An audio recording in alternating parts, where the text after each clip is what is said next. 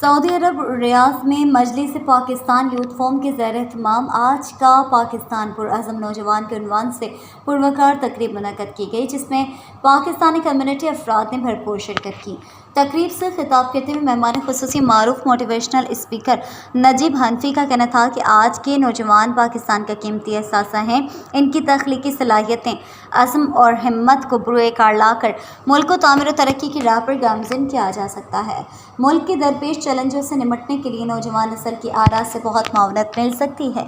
تقریب سے خطاب کرتے ہوئے فورم کے صدر ابراہیم جٹ نے کہا کہ آج کی نوجوان نسل کو اپنے اندر قیادت کے اوصاف پیدا کرنے کی ضرورت ہے۔ نوجوانوں کو عصر حاضر کے چیلنجز کا سامنا کرنے اور ملک کے مستقبل کو تابناک بنانے کے لیے خود کو جدید علوم سے آراستہ کرنا ہوگا۔ تقریب سے ڈاکٹر شعیب بدر، سلیمان بخش، ریاض شاکر، توصیف احمد، معاذ بن فضل، بلال حنیف، مجید خان اور دیگر نے بھی خطاب کرتے ہوئے کہا کہ آج کے نوجوانوں ہی اپنے عزم اور ہمت کے ساتھ پاکستان کو کامیابی کی راہ پر گامزن کر سکتے ہیں۔